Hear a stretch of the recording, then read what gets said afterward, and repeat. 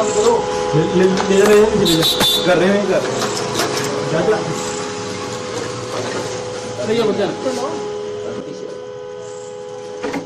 அண்மை செய்தியை பார்க்கிறோம்.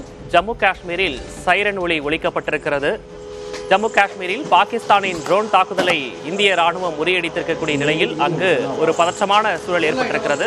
ஜம்மு காஷ்மீரின் பல்வேறு பகுதிகளில் மின்சாரம் துண்டிக்கப்பட்டு முன்னெச்சரிக்கையாக சைரன் ஒலி எழுப்பப்பட்டிருக்கிறது. பல்வேறு இடங்களில் மின் விநியோகம் நிறுத்தப்பட்டு பொதுமக்களுக்கான அந்த சைரன் ஒலி எச்சரிக்கை கொடுக்கப்பட்டிருக்கிறது. காட்சிகளின் வாயிலாக பார்க்கிறோம். தற்போது ஜம்மு காஷ்மீரில் ஒரு பதற்றமான நிலை ஏற்பட்டிருக்கிறது. பாகிஸ்தான் தரப்பிலிருந்து தாக்குதல் நடத்தப்பட்டு வருவதாகவும் தகவல் வெளியாகி இருக்கிறது. இது தொடர்பான கூடுதல் விவரங்களை மூத்த செய்தியாளர் கணபதியிடம் கேட்கலாம். கணபதி, நம்ம இப்ப காட்சிகளிலே பார்க்கிறோம், பல இடங்களில் மின்சாரம் துண்டிக்கப்பட்டிருக்கிறது, சைரன் ஒலியெல்லாம் எழுப்பப்பட்டிருக்கிறது, ஒரு உச்சகட்ட பதற்ற நிலை அங்கு ஏற்பட்டிருக்கிறது. தற்போது கிடைத்திருக்கக்கூடிய அண்மை தகவல் என்ன? ஜம்மு விமான நிலையம், பத்தான்கோட் விமான நிலையம் ஆகியவற்றை தாக்க பாகிஸ்தான் முயற்சி செய்திருக்கிறது. 8 ஏவுகணைகள் ஏவப்பட்டதாகவும் அவை வெற்றிகரமாக இந்திய படைகளால் தடுக்கப்பட்டதாகவும் தகவல் அளிக்கப்பட்டுள்ளது. இது ஆரம்பகட்ட தகவல் மட்டுமே. ஏவுகணைகளை தவிர ட்ரோன் விமானங்கள் மூலமாகவும் தாக்குதல் நடத்த பாகிஸ்தான் முயற்சி செய்திருக்கிறது.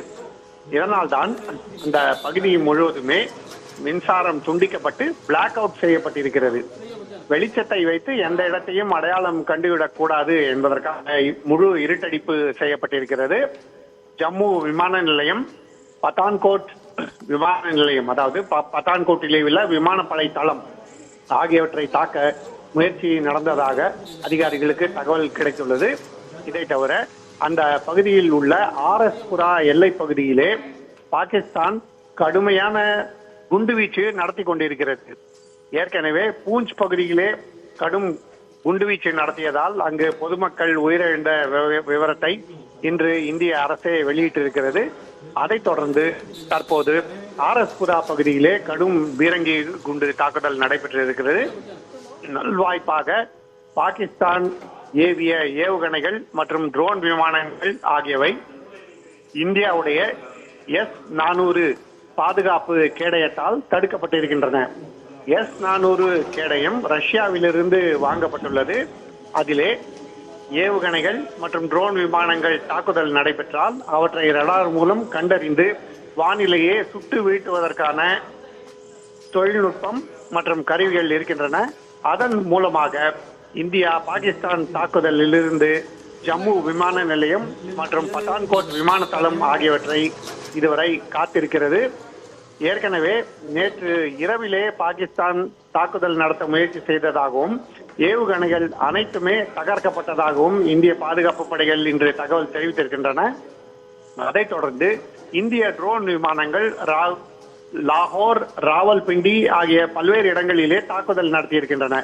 ஆகவே பதிலடி கொடுக்க வேண்டும் என்கிற எண்ணத்திலே பழிவாங்கும் நோக்கத்துடன் ஏற்கனவே பொதுமக்கள் வசிக்கும் இடங்களிலே குண்டு வீசி தாக்குதல் நடத்தி கொண்டிருந்த பாகிஸ்தான் ராணுவம் தற்போது ஜம்மு விமான நிலையம் மற்றும் பத்தான்கோட் விமான தளம் ஆகியவற்றை தாக்க முயற்சி செய்திருக்கிறது.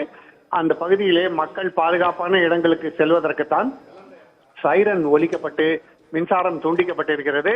பொதுமக்களுக்கு ஏற்கனவே நேற்றே ட்ரில் பயிற்சி நடைபெற்றிருக்கிறது. குண்டுவீச்சு தாக்குதல் நடைபெற்றால் எப்படி பதுங்கு குழிகள் அல்லது பாதுகாப்பான இடங்களுக்கு செல்ல வேண்டும் என்று அதன்படியே தற்போது பொதுமக்கள் நடந்து கொள்ள வேண்டும் என்பதற்காக சைரன் ஒலிக்கப்பட்டு அவர்களுக்கு எச்சரிக்கை விடுக்கப்பட்டுள்ளது. அதே சமயத்தில் பல்வேறு இடங்களிலே பாகிஸ்தானிலிருந்து ஏவப்பட்ட ஏவுகணைகள் மற்றும் ட்ரோன் விமானங்கள் வானிலேயே தாக்கப்பட்டு அதன் பாகங்கள் பல்வேறு இடங்களிலே வீழ்ந்ததாகவும் தகவல் வந்து கொண்டிருக்கிறது.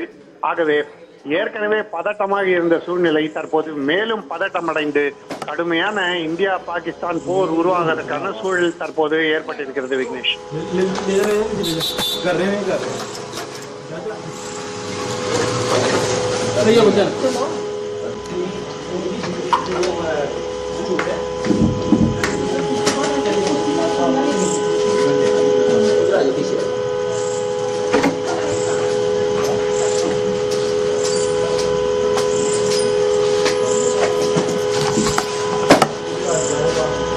ये नहीं चला हुआ। ले रहे हैं धीरे कर रहे हैं अरे ये बच्चा